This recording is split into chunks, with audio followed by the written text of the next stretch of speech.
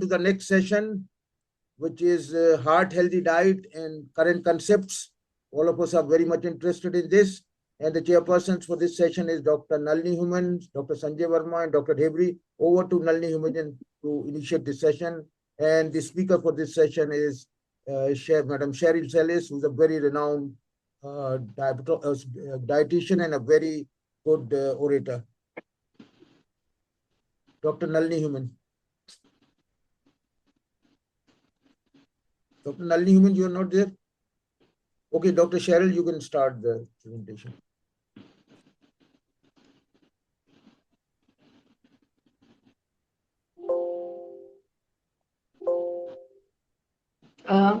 So just give me a second, just share my screen.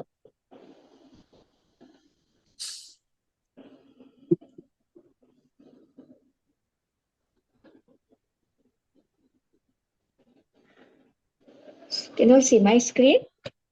Yes. Yes. Yeah. Thank you so much. At the outset, I'd like to thank Manoria sir for the kind invitation. It's always a pleasure speaking at any conference or any webinar that is hosted by him. My topic is heart healthy diet, newer concepts. And just to begin with, even there's a presidential advisory now from the American Heart Association, which says that food is medicine. So definitely in the era we're looking at drugs, etc. I think we all agree that lifestyle management, nutrition, physical activity, sleep, and stress management plays a big, big role when it comes to any kind of lifestyle disease. And this is often seen to be neglected. Now, if you look at what is India eating as per the What India Eats report, urban India as well as rural India, the consumption of cereals is far higher than the protective groups, especially pulses, fruits, and dairy products. And the most concerning category, which includes chips, biscuits, chocolates, and juices, are seen to be consumed in high amounts in the urban group as well as in the rural group. And this is something that we all are aware, because people are now eating more from outside or ordering in, and therefore the consumption of healthier foods has definitely gone down. Also, these foods are more economical. When you're looking at, healthier foods are definitely more expensive. Protein is also more expensive compared to cereals, and therefore the cereal consumption is seen to be higher.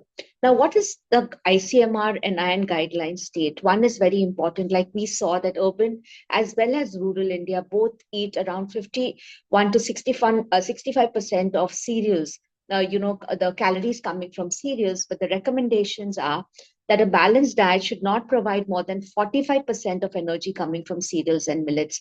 Now, last year we celebrated the International Year of the Millets, and everybody switched from rice and wheat to millets.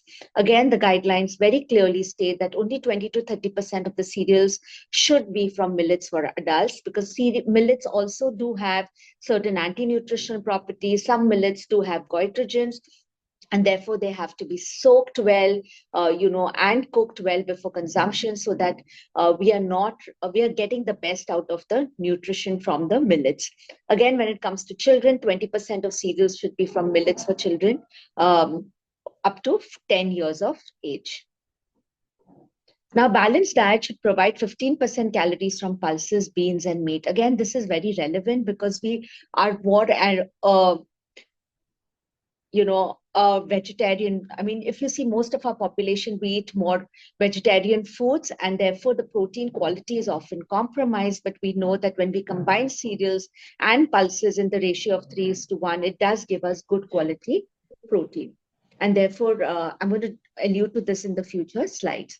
Now, if you look at the macronutrient recommendations for a healthy diet from all the different guidelines, including the recently published RSSDI ICMR guidelines, carbohydrates should be around 50 to 55% of calories. Protein should be around 15 to 20% of calories, and fat should be restricted to around 20 to 25% of calories. Again, this comes from the ICMR India study, which was published in 2023, which clearly states that anything which is more than, any diet which is more than 57% calories coming from carbohydrates and 27% calories coming from fat does increase the risk of mortality or morbidity. And while we're looking at, excuse me, can you please mute yourself? Yeah.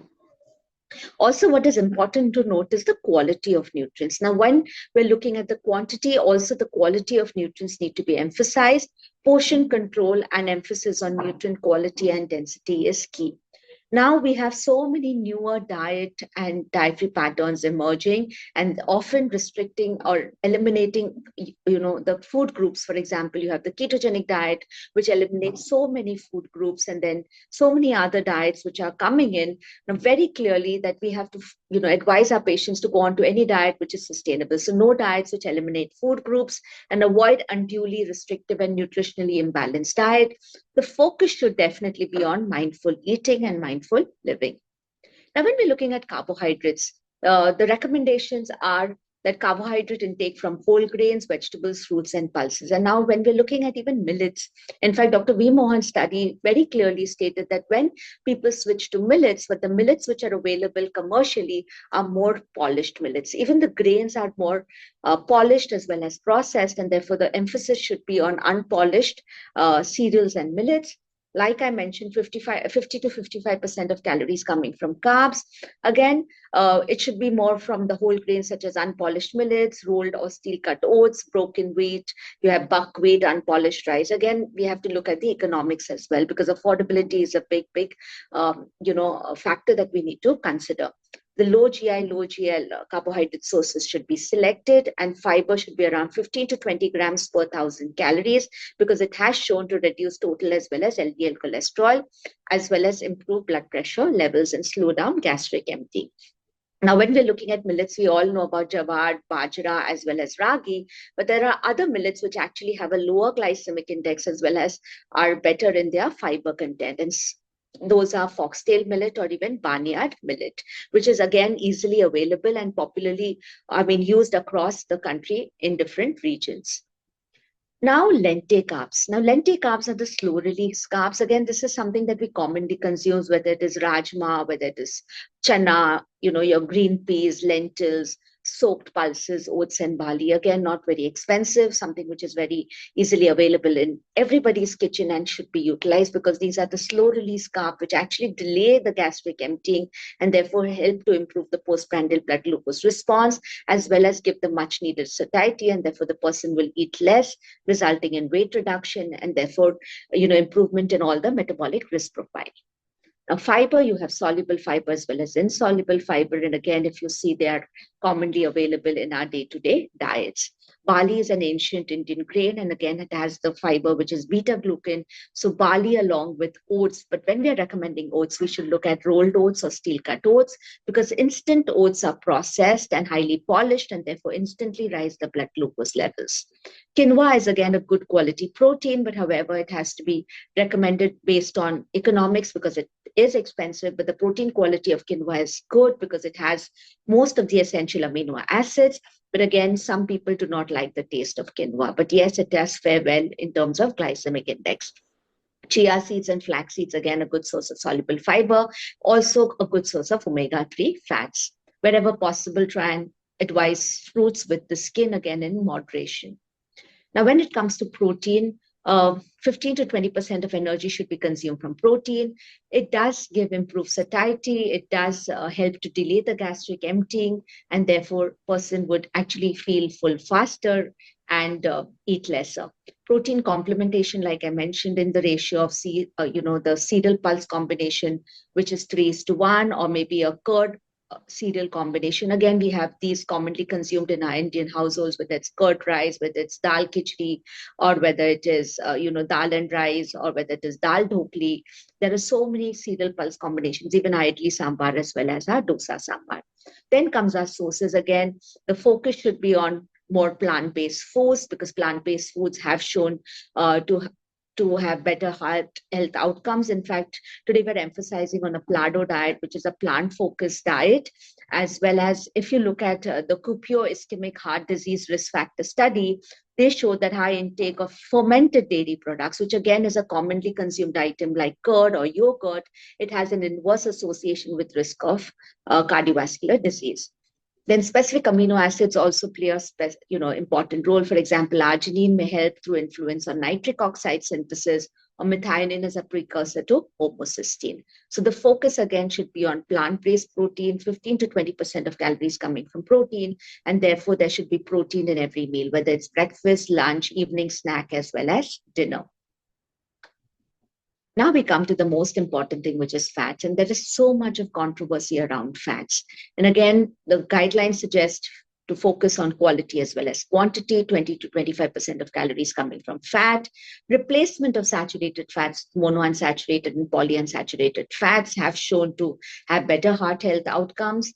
When we're looking at restricting the carbohydrates and we want to meet the calories, then definitely MUFA fats coming from your nuts and seeds will help to beat the calories as well as improve the metabolic risk factor. So MUFA, which is around 10 to 15% of energy and any calories left from the carbohydrate portion.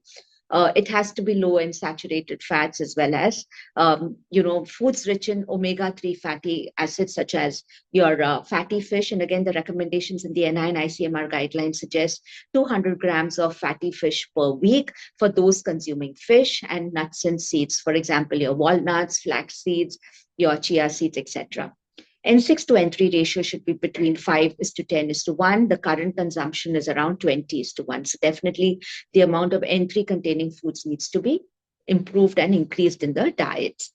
Nuts and seeds, we have enough evidence to show that it does offer CVD benefits. Use of vanaspati dalda should be avoided, and reheating and refrying of cooking oil should be avoided. Again, we have to recommend oils as per their smoke points. And today you have so many different kinds of oils. In fact, person is always confused and they would use olive oil and ad libitum, or use a particular oil because it claims to be a diabetes friendly oil. So we have to tell them that all oils, no matter which oil we use, have similar calories and similar amount of fat. Now, what are the recommendations from the NI and ICMR? So again, depending on our regional preference, so looking at groundnut, sesame, which is gingerly oil, rice bran oil or cottonseed oil with mustard oil, especially for people living in northern or the northeastern part of India. And again, for others, and you do get blended oils available in the market today, and they can be recommended. Again, rotating oil, using blended oils are recommended, and ghee and coconut oil should be used in the budget of saturated fat that is recommended. Now, this is a very recently published study where they actually looked at, this is a meta-analysis and systematic review where they looked at sesame seeds. Again, sesame seeds is a very popular seeds, no matter which part of the country we come from. In fact, in certain, religious festivals, for example, you have til laddu or you have gazak. Again, it's a popular part of our Indian diet. Again, hummus, which is again becoming very commonly consumed. It's a part of the Lebanese menu.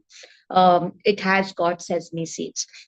So again, if you look at, the results coming from this, they saw that, people who were, so around 731 people with diabetes, they had an intervention duration of around 6 to 12 weeks, and sesame seeds were given in the form of sesame oil or just as whole or roasted sesame seeds, which is 25 to 50 grams per day, and sesame extract, which is 200 to 600 milligram per day. And they saw significant reductions in fasting blood glucose, HbA1c, postprandial glucose, LDL cholesterol, total cholesterol, as well as triglycerides. So these seeds can be recommended, again, economical and easily available in our kitchen. So we can add it to our salads to give it that nutty, crunchy texture, or just have it as a paste, maybe add it to food, etc. Now, when it comes to sugar, the recommendations from the different bodies are the lesser, the better. So less than 60 teaspoons of sugar per day. And today, if you consume biscuits or maybe any sugar sweetened beverages, we far exceed our sugar consumption. So definitely when it comes to sugar, lesser, the better. Now, the dietary patterns that have shown to improve metabolic risk profiles are your Mediterranean diet. And again, if you look at our Indian diet, it is very similar to a Mediterranean diet. We definitely have fruits, vegetables, whole grains. We have legumes. For people in the coastal parts of the country or who eat non-vegetarian, fish is consumed. But however, we have to tell them to cook fish in the right way, because if they're going to shallow fry fish or deep fry fish, we're actually losing out on the omega-3 fats. And the DASH diet, again, focusing on more vegetables and fruits, low-fat dairy, restricting the amount of oil, nuts, seeds, and legumes, lean meats, as well as whole grains. And of course, having more from the whole grains, fruits, and vegetables, salt and sodium needs to be restricted in the diet. So 1 teaspoon of salt, which is 5 grams of salt per day, is what is recommended. And therefore, we give them strategies on how to be actually lower the amount of salt. So one is, do not add salt to your rice or to your rotis. Cook the food without salt and just add salt on, the limited amount of salt on top. Keep the salt shaker away from the tables. We can squeeze lime or add tamarind or tomatoes to actually improve, or herbs and spices to because they are salt adjuncts, which can actually improve the palatability of the food. Now, when it comes to our roti atta, a lot of people have now switched from, rotis to other millets. But for those who still continue to use rotis, and we really do not have evidence of, gluten being bad for everyone, and therefore most people are now using multigrain atta. And what we would really recommend is that instead of mixing all cereals or millets, it is better to mix a cereal and pulse. That way, they're lowering the glycemic index, lowering the glycemic load, as well as improving the protein quantity, as well as lowering the carbohydrate quantity, and also actually improving the protein quality by combining cereal and pulse. So therefore, and we have evidence, this is in fact a study from Dr. V. Mohan's center, where they actually looked at, the GI of wheat roti versus a roti which had a Bengal gram flour, which is your chana dal flour, isabgol and demetered methi powder, and they saw that the glycemic index actually lowered to less than 30. Again, we can use different combinations, for example, wheat with chana dal, where we are actually lowering the glycemic index and glycemic load, or wheat, chana dal, and barley, because barley also has beta glucan fiber, like I mentioned, which actually will help to improve to lower the glycemic index as well as the glycemic load. So these are easy strategies that we can advise our patients. The fiber content does go up, as well as the nutrient profile also goes up. Now, this is something that I think all of us are asked, to yolk or not to yolk. Because 25 years ago, when I started my practice, I in fact used to tell people, do not eat the yolk, discard the yolk and eat only the white. But today, the guidelines very clearly state that there is no evidence in terms of, egg yolk actually increasing the risk of heart disease. And therefore, if you look at the guidelines, whether it's the American Heart Association guidelines or any other guidelines, even the NICE guidelines at the AGA, the guidelines suggest that we have to restrict the saturated fat to less than 10%, and those with dyslipidemia to less than 7%, and cholesterol to less than 300 milligrams, and 200 milligrams of those with raised lipids levels. Now, if you look at one whole egg, it gives you around 183 milligrams of cholesterol and 1.5 grams of saturated fat. Now, I'll give you an example here. If you are consuming around 1,500 kilocalories per day, even if you're looking at restricting the saturated fat to around 6 to 7% of 1,500 calories, it comes to around 10 to 11 grams, 11.6 grams of saturated fat. Now, one whole egg gives you around 1.5 grams of saturated fat. And therefore, we really wouldn't be exceeding the amount of saturated fat. But what we really need to tell our patients is that the saturated fat coming from other sources, especially all your packaged foods, because they've got palm oil, whether it's your breads, whether it's your biscuits, your namkeens, even the khandvi and the dhokla, they add, palm oil to it. So that will contribute to the saturated fat. And today we have a lot of people who switch to only cooking with ghee, only cooking with coconut oil because of social media influencers. And that is something that we should discourage. So one whole egg per day is completely or fine. And if they want to improve the protein, then you can tell them to add maybe 1 or 2 egg whites to improve the protein intake. If you look at the National Institute of Nutrition, they recommend consumption of 3 whole eggs per week in view of several nutritional advantages of the eggs, because eggs have got vitamin D, the biotin, the lutein, the choline, etc. Now, also very important, I mean, if you look at our country again, traditionally, if you see most people, because of religious beliefs, even if they're non-vegetarian, they would eat non-veg only maybe thrice a week or maximum 4 times a week. So this again fits in very well in their, dietary recommendations. Now, this is something I'm sure that all of us are asked. Pink salt is better than white salt. A lot of people have switched from white salt to pink salt. In fact, there's pink salt, and then there's senda namak, and there's rock salt. And here I have shown a comparison. And if you look at most of these salts, all have very similar amount of sodium chloride. So actually, you're not getting any benefit in terms of lesser sodium. The common salt is iodized. Some of the other salts may be iodized. And if you're looking at pink Himalayan salt, actually talking about having trace minerals, how much salt are we really going to be consuming to get those minerals? It is better to recommend whole grains, cereals, more unpolished, grains, fresh fruits, vegetables, especially your seasonal local fresh fruits and vegetables would be what we would recommend. And also you would need to use larger quantities of coarse salt to match the saltiness of fine ground salt. So therefore, actually you end up using more salt and therefore the sodium content goes up. And this is a very good study which actually looked at, people. It was a crossover study where they looked at people consuming the Himalayan pink salt versus the normal table salt, and they saw that there was no significant difference in on the impact of Himalayan salt consumption compared to table salt on blood pressure and sodium urinary concentrations in individuals with arterial hypertension. Again, this is one of the biggest challenges that we all face. Everybody eats very healthy through the day. In fact, most people skip breakfast and then they'll eat a lighter lunch, but in the evening, they're very hungry. And that is when they end up eating maybe a packet of biscuits or vada pav, samosa, or any other namkeen kind of item, and therefore the consumption of HFSS really goes up considerably. HFSS is high fat, sugar, and salt. Now, when they opt for any of these healthy biscuits, so to say, if you look at the biscuit packet and you look clearly at the ingredients section, if it's an oats biscuit, it will not have more than 6 to 12% of oats, and the remaining is all maida. And then there'll be sugar, there'll be salt, there'll be a lot of other things.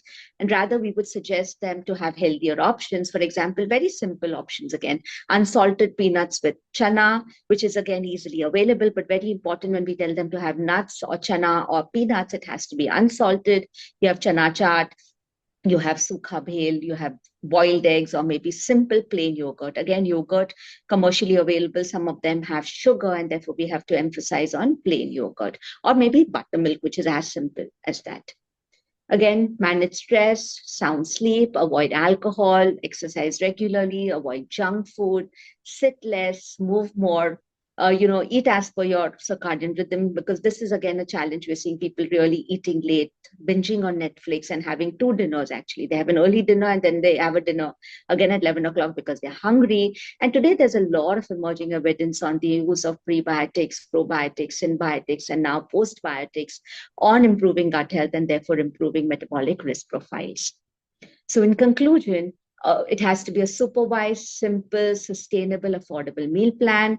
Choose foods high in protein, healthy fats, fiber, moderate carbs, low in glycemic index and glycemic load.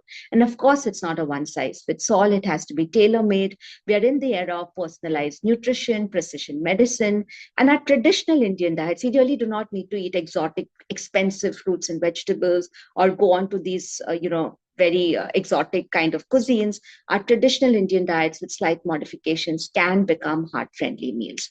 Now, this is a a channel that I've started, which is Food Facts Decoded, where we actually, put out a topic out every week, and maybe you can just scan this barcode and check it out, subscribe to the channel, and we keep coming out with new information. And this is one attempt to actually trash all the information that is put out by social media influencers and self-proclaimed experts. So thank you so much for your patient hearing. I'll be happy to take any question if you have.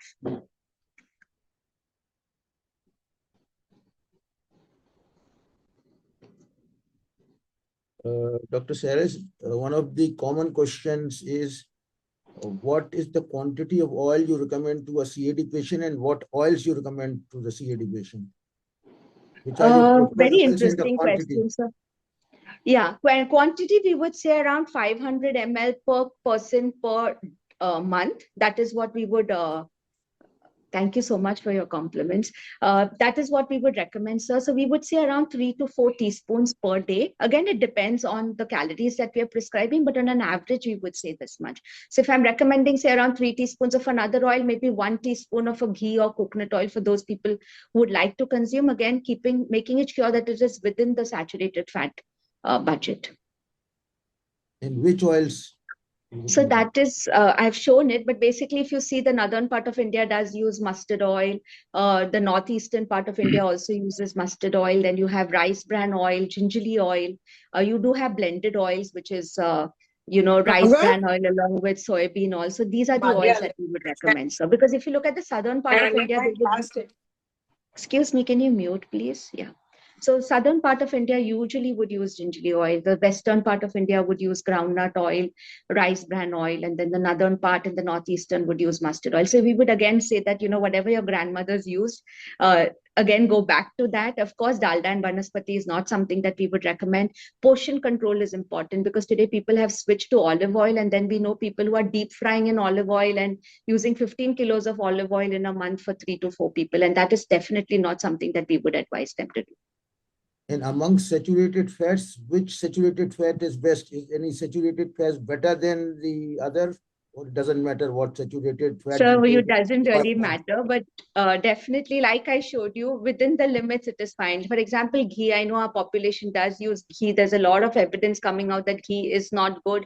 But I think within the palm oil is something that, we unknowingly are consuming. If you look at most of the packaged foods, and that is where is the biggest concern today.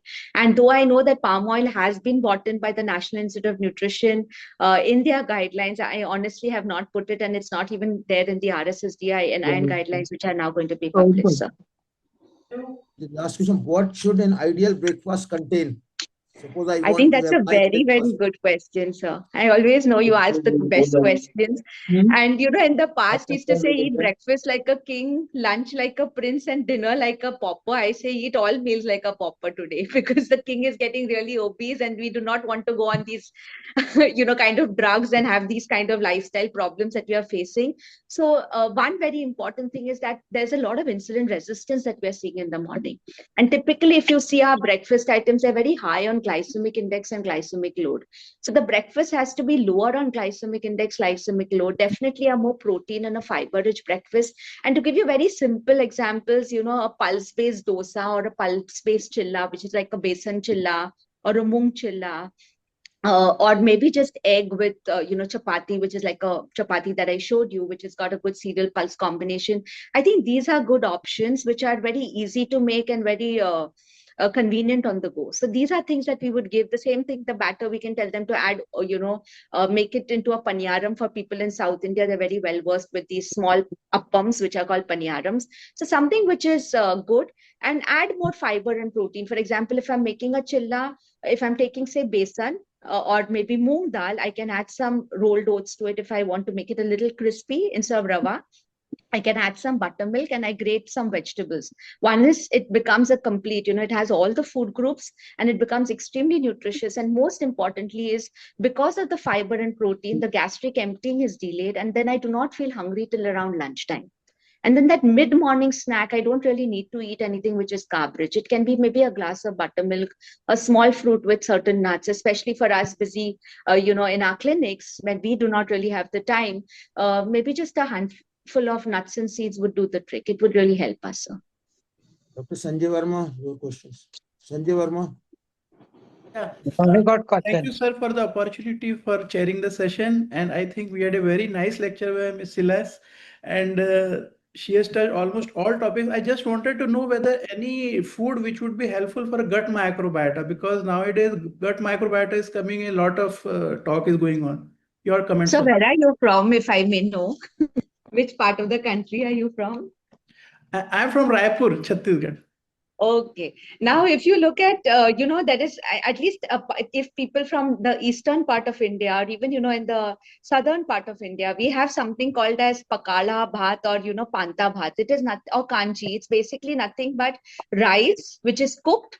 And in the past, they did not really have refrigerators. So what they used to do is, put it in an earthen pot with little bit of water and keep it overnight, and morning add fresh curd to it and add some chopped onions, and that itself was a meal. And then people would go out in the fields and work or do that laborious work that they did.